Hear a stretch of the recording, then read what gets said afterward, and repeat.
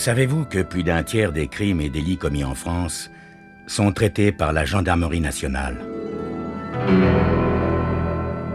Bonsoir, je m'appelle Yann Kermadec. Je suis commandant de gendarmerie. Je dirige une section de recherche dont la mission essentielle est une mission de police judiciaire.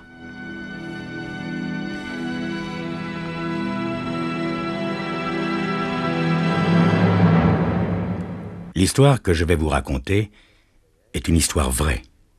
Tous les faits sont réels et se sont déroulés en France. Seuls les noms des personnes et des lieux ont été changés. Ce soir, le bouton manquant. La nuit venait juste de tomber. La journée avait été rude pour Bernard Ruffier et sa femme.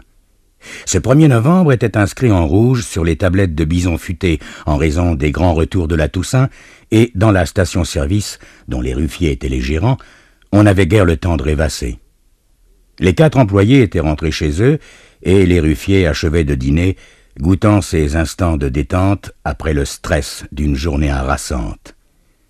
La chienne Valentine, un boxer affectueux et gourmand, entamait un plantureux repas quand, soudain, ses maîtres la virent bondir en grognant vers la porte donnant sur le jardin. Bernard Ruffier se lève. Si Valentine grogne en délaissant sa pâtée, c'est qu'il y a un intrus dans le jardin, sûrement un chien qui erre en quête d'aventure. Bernard ouvre la porte et Valentine se précipite dans le jardin en aboyant. C'est alors que 2 silhouettes surgissent de l'ombre, menaçantes. Des rôdeurs sans doute, que la chienne va faire fuir à coups de croc. Mais 3 coups de feu retentissent dans la nuit et Valentine, affolée, rentre dans la cuisine par la porte entr'ouverte sans demander son reste. Quand Bernard Ruffier, surpris, effrayé par cette attaque imprévue, veut fermer la porte, il éprouve une forte résistance et doit s'arc-bouter de toutes ses forces pour empêcher les malfaiteurs d'entrer dans la maison. Sa femme, Jocelyne, tremble de tous ses membres.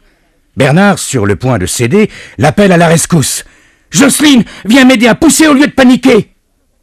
Jocelyne s'exécute et enfin, à eux deux, ils arrivent à fermer la porte contre laquelle la jeune femme reste appuyée. Bernard crie à tue-tête « Je prends le fusil! Appelle les gendarmes !» Un 4e coup de feu répond à cet avertissement. La balle a traversé la porte, touchant Jocelyne Ruffier qui s'écroule, grièvement blessée. Bernard, hébété, ne peut que hurler « Jocelyne !» La chienne Valentine se précipite en gémissant sur sa maîtresse qui gît inanimée sur le carrelage de la cuisine. Comme dans un brouillard, Bernard Ruffier entend des bruits de pas précipités qui résonnent dans la nuit. Un 5e coup de feu est tiré pendant que les malfaiteurs prennent la fuite. Le souffle coupé par l'émotion, la voix brisée, Bernard téléphone à la gendarmerie pour appeler au secours. « Venez vite, on a été attaqué.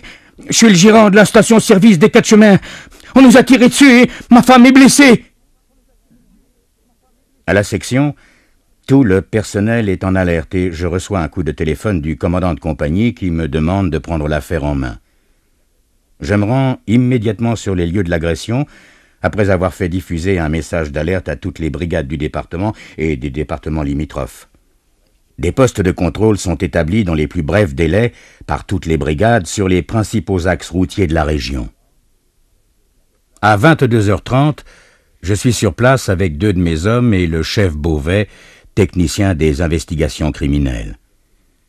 L'ambulance vient d'emporter Jocelyne Ruffier, toujours sans connaissance et qui semble sérieusement blessée.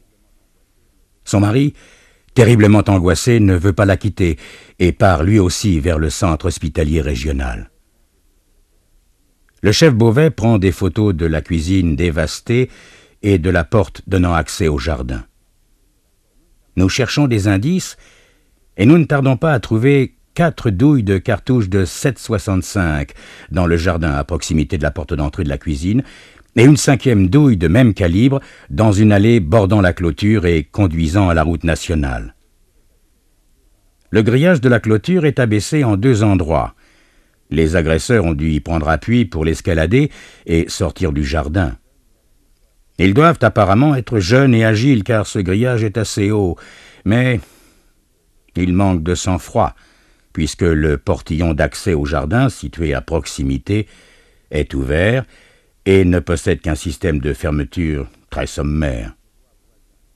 Je demande que l'on fouille les bois voisins entourant la station-service.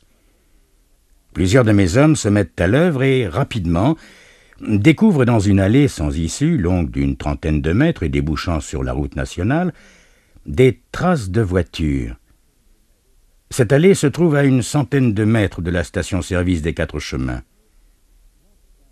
Les traces de pneus montrent qu'un véhicule a été garé là en marche arrière et qu'il a quitté son stationnement très rapidement, si j'en juge par la terre arrachée, pour s'engager sur la nationale en direction du nord. Le chef Beauvais relève les empreintes du pneu arrière gauche. Les dimensions du pneu et l'écartement des roues permettent d'avancer des hypothèses sur le type du véhicule en cause. La voiture des malfaiteurs pourrait bien être une Peugeot 205 GTI. Les messages radio sont diffusés au fur et à mesure que les renseignements sont recueillis. Toutes les brigades du département en sont informées. De retour de l'hôpital, où sa femme est toujours dans le coma, Bernard Ruffier a pu témoigner de ce qu'il avait vu.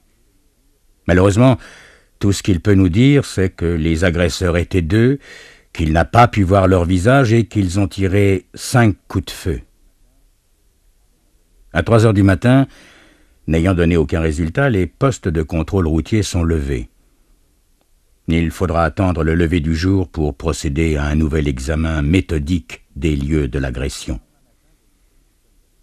Le lendemain matin, dès 8 heures, nous sommes à nouveau sur place à la station-service, à la recherche de nouveaux indices. C'est en passant le jardin au peigne fin que le chef Beauvais, qui a l'œil perçant, trouve au pied de la clôture un bouton en plastique de couleur gris foncé. Justement, à cet endroit, le grillage a été abaissé et une maille est déformée, comme si elle avait été tirée vers le haut. Le bouton en plastique gris retient toute notre attention. Étant donné son état et celui du fil qui y est encore fixé, nous déduisons qu'il a été perdu là récemment. Il a dû être arraché du vêtement de l'un des agresseurs. Ce renseignement est immédiatement diffusé par radio à toutes les brigades. Je fais également paraître un article dans la presse locale invitant toute personne ayant circulé sur la route nationale 67 le soir du drame à venir faire une déposition à la gendarmerie. À peine l'article paru, un vieil homme se présente spontanément à mon bureau. « J'ai lu l'article dans le journal, alors je viens vous dire ce que j'ai vu. Sur le moment, ça m'a paru bizarre, mais j'y ai point trop prêté attention. Soit on voit tellement de choses de nos jours, et c'est en voyant votre appel à témoin dans le journal que j'ai compris que ce que j'avais vu, c'était pas normal. Hein. Bien, tout d'abord, monsieur, merci d'être venu si rapidement. Alors, dites-moi ce que vous avez vu. Eh bien, j'étais dans ma voiture et je roulais en direction de Saint-Dizier-une-Pas quand je suis passé devant la station-service des Quatre Chemins. Il devait être 10 heures du soir, peut-être un peu moins. J'ai vu 2 hommes qui sortaient de l'allée bordant le jardin et courant sur l'accotement de la nationale. Il y en a un des deux qui était vêtu d'un imperméable foncé, puis l'autre avait un imperméable clair. Voilà, j'espère que mon témoignage pourra vous aider à retrouver les agresseurs de cette pauvre femme. Je vous remercie, monsieur. Le bouton trouvé dans le jardin ressemble tout à fait à un bouton d'imperméable. Nous pouvons ainsi compléter le signalement des malfaiteurs. Tout au long de la journée, d'autres personnes se présenteront à la suite de l'article paru dans le journal, mais, hélas, leurs auditions n'apporteront aucun élément intéressant. L'enquête piétine et ça n'est vraiment pas le moment. Voyez-vous, dans une affaire comme celle-ci, c'est tout de suite qu'il faut découvrir les coupables. Après, il risque fort d'être trop tard. Alors que faire? Comment les retrouver avant qu'ils ne s'évaporent dans la nature? C'est ce que vous saurez dans quelques instants. Un soir de novembre, Monsieur et Madame Ruffier, les gérants de la station-service des Quatre Chemins, sont attaqués par des malfaiteurs qui essaient de pénétrer chez eux de force. en tirant des coups de feu. Monsieur et Madame Ruffier parviennent à bloquer la porte, empêchant ainsi les deux hommes d'entrer. Devant cette résistance acharnée, les deux bandits quittent les lieux à toute vitesse en tirant à travers la porte. Madame Ruffier est grièvement blessée. Sitôt prévenu par le gérant, je me rends sur les lieux du drame. Au cours de nos premières investigations, un indice retient mon attention. Il s'agit d'un bouton gris foncé qui a dû être arraché aux vêtements de l'un des agresseurs pendant leur fuite, vraisemblablement en repassant sur la grille du jardin. Les barrages routiers dressés immédiatement après l'agression n'ont donné, hélas, aucun résultat. L'enquête piétine. Le lendemain matin, vers 11 heures, la brigade de gendarmerie de Tonnance me signale l'interpellation de deux délinquants bien connus de nos services, Gérard Oleg et Jamel Alaoui, alors qu'ils circulaient à bord d'une voiture volée, une Peugeot 205 GTI. Dès qu'ils sont dans mon bureau, j'interroge Gérard Oleg et son ami Jamel. Oh, je les connais bien tous les deux. La première fois que je les ai arrêtés, c'était il y a quelques années, lors de leur premier vol de voiture. À cette époque, ils avaient à peine 16 ans. Alors, Gérard et Jamel, encore vous. Mais dites-moi, la prison, vous aimez ça, on dirait, non? Et vous êtes passé à la vitesse supérieure. Vous ne vous contentez plus de voler des voitures, maintenant, vous attaquez des stations-service à main armée. Spontanément, d'une seule voix, les deux garçons me disent non. Mais j'ai l'habitude. Jamel et Gérard ont pour principe de nier, quoi qu'il advienne. Même devant des preuves indiscutables qui les accablent, ils nient, c'est leur tactique. Avec eux, je le sais, impossible d'obtenir tout de suite des aveux. Bien, alors reprenons. Cette voiture, vous l'avez bien volée? Non, mon commandant. Vous voulez vraiment que je me mette en colère? Le propriétaire de la voiture dans laquelle vous vous trouviez a fait une déclaration de vol et lui, il possède les papiers en règle. Alors, Jamel, qui est le plus bavard des deux, se tortille sur son siège.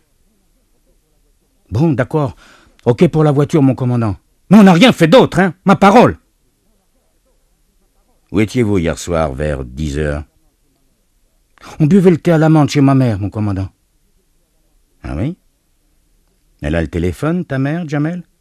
Bah non, commandant. Parle même pas le français, alors à quoi ça lui servirait le téléphone? Où avez-vous caché les armes? Quoi? Quelles armes, mon commandant? Celles avec lesquelles vous avez tiré sur la station-service, blessant grièvement la gérante, Madame Ruffier. Oh là là! Pas de ça, mon commandant. On n'a pas de revolver ni de fusil, nous autres. Vous allez pas nous mettre ça sous le dos, hein? On touche pas aux armes, nous. Non, on pique des voitures, des autoradios, mais ça c'est tout, je vous le jure. Jamel paraît sincère, mais le drame avec lui, c'est qu'il est toujours sincère. Mon petit Jamel, je t'assure que tu ferais mieux d'avouer. Parce que si vous ne me dites pas où sont les armes, je vais être obligé de faire perquisitionner chez vous. Et encore une fois, ce sont vos parents qui vont avoir des ennuis à cause de vous. Depuis le temps que je vous connais, vous n'avez pas encore compris que vous êtes en train de gâcher votre vie et celle de vos parents? Gérard, sois raisonnable et dis-moi la vérité pour une fois. Mais je dis comme Jamel, mon commandant. On n'a rien fait, nous. On a juste piqué une voiture pour aller jouer au flipper à Doulincourt. Mais je vous jure qu'on n'a pas attaqué de station-service. Mais le pire, c'est qu'on n'a pas de témoins parce que c'est vrai que hier soir, on était chez la maman de Jamel. Décidément, il n'y a rien à tirer de ces deux-là. Comme d'habitude, ils nient, c'est tout ce qu'ils savent faire. Mais je suis presque sûr de leur culpabilité. La seule 205 GTI volée qui nous ait été signalée, c'est la leur. Enfin, la leur. C'est une façon de parler. Cette histoire me fait mal au cœur parce que ces deux imbéciles ont des parents formidables que je connais et qui n'ont pas mérité les ennuis que leur rejeton leur procure tout au long de l'année. Le père de Jamel, un ancien harki, courageux et travailleur, est mort l'an passé, pendant que son fils purgeait une peine de prison. Sa mère survit tant bien que mal en faisant des ménages. Et voilà que cet imbécile de Jamel, au lieu d'essayer de s'en sortir, replonge, vole et joue du revolver maintenant. Ah, les garçons, une dernière question pour vous deux. Où sont vos imperméables? Quoi? Vos imperméables! Ils sont chez vos parents, puisqu'ils ne sont pas dans la voiture. Non mais de quoi vous parlez, mon commandant? Là, j'ai raté un épisode, là. C'est quoi cette histoire d'imperméables? Quand vous avez attaqué la station-service, vous portiez tous les deux des imperméables. Un témoin vous a vu. Et là, après un moment d'hésitation, Jamel éclate de rire. Dites, mon commandant, vous m'avez déjà vu en imperméable. Pourquoi pas en smoking? À son tour, Gérard se tord de rire. Ben, on n'est pas Elliot Ness, mon commandant, ni Colombo. Nous, on est peut-être des voyous, mais on n'est pas des flics. On a des blousons, c'est tout. L'imperméable, on n'a pas ça dans notre panoplie. Décidément, aujourd'hui, tout me contrarie. À bien y réfléchir, c'est vrai que je n'imagine pas mes deux lascars affublés d'un Burberry. Eux, c'est plutôt le jean douteux, le col roulé, le blouson de cuir. Volé, d'ailleurs. Mais, après tout, ils peuvent aussi bien avoir subtilisé un stock d'imperméables et en profiter pour changer de look. Je fais placer Gérard et Jamel en garde à vue et je m'apprête à faire une visite chez eux quand un coup de téléphone me signale qu'une voiture étrangère avec 2 hommes à son bord est stationnée dans un petit chemin à proximité d'une ferme isolée. Escorté de 4 de mes hommes, je monte dans l'estafette et nous voilà partis vers les nouveaux suspects. Pendant que nous roulons dans la campagne, je pense à Jocelyne Ruffier, qui a repris connaissance à l'hôpital, mais qui restera paralysée pour le restant de ses jours, par la faute de 2 misérables qui voulaient s'emparer de la recette de la station-service. Il est 14 heures. Nous arrivons à proximité du véhicule suspect et nous descendons de l'estafette pour nous approcher de la voiture qui est immatriculée au Luxembourg. Pas un bruit. En fait, il n'y a à l'intérieur de la voiture que 2 jeunes gens qui dorment paisiblement et qui se réveillent en nous entendant frapper à la vitre. « Bonjour, messieurs.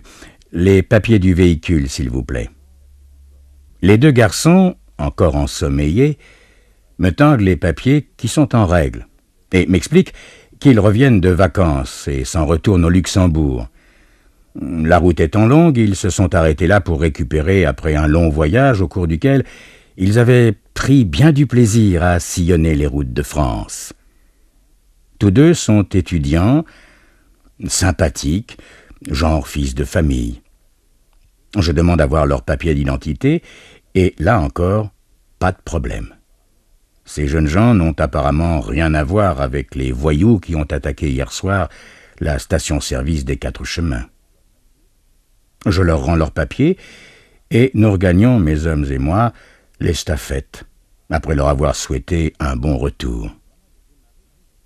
Au moment de démarrer, je ne sais pourquoi, une sorte d'intuition, je redescends de la voiture et reviens sur mes pas. Mes hommes me suivent interloqués. « Pardon, messieurs, est-ce que vous avez des imperméables ?» Les jeunes gens me regardent sans comprendre. Oui, ils ont des imperméables, mais ils les prennent sur la banquette arrière pour me les montrer. Il y en a un gris foncé et un beige clair. L'imperméable gris foncé n'a plus que 2 boutons, le 3e est manquant et semble avoir été arraché violemment, si j'en juge par l'accroc. Je fais descendre de voiture les 2 luxembourgeois qui sont pris en main par mes hommes pendant que je fouille leur voiture. Je découvre dans le coffre 6 pistolets de calibre 7,65 avec un stock important de munitions. Après un bref interrogatoire, les 2 garçons reconnaissent être les auteurs de l'agression de la station-service. Ils sont immédiatement emmenés sur les lieux du drame où l'enquête sera poursuivie dans le cadre du flagrant délit. On découvrira au cours de l'enquête que les 2 jeunes malfaiteurs n'en étaient pas à leur coup d'essai en France. De retour à la compagnie, je m'empresse de faire libérer Gérard et Jamel. Écoutez-moi bien tous les deux. Pour le vol de la voiture, je vais fermer les yeux si vous me promettez de rentrer dans le droit chemin. Le propriétaire de la GTI a retiré sa plainte parce qu'il a retrouvé sa voiture en parfait état. Jamel arbore un large sourire. On est des garçons soigneux, mon commandant. On aime les voitures, pourquoi on les abîmerait? On n'est pas des casseurs tout de même. Écoutez-moi les garçons. Si vous pouviez éviter, désormais, d'emprunter des voitures, ça m'arrangerait. Travaillez, commencez par vous payer une mobilette. Oh non, mon commandant, on va s'acheter un imperméable. Comme ça, quand vous rechercherez un exhibitionniste, vous viendrez nous arrêter, hein? Décidément, ces garçons avaient un sens de l'humour qui m'échappait. Et ils repartirent, pleins d'insouciance, après m'avoir juré leur grand Dieu de ne plus jamais ni voler de voiture, ni voler d'autoradio. Ils avaient eu cette fois bien trop peur.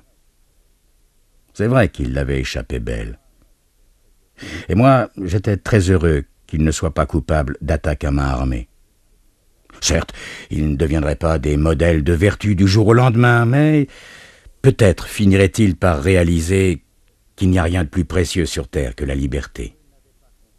Ce que n'avaient pas compris les deux étudiants luxembourgeois qui, eux, n'étaient pas prêts de sillonner à nouveau les routes de France, ou alors en fourgon cellulaire. Mais le plaisir n'est pas le même, n'est-ce pas? Bonsoir.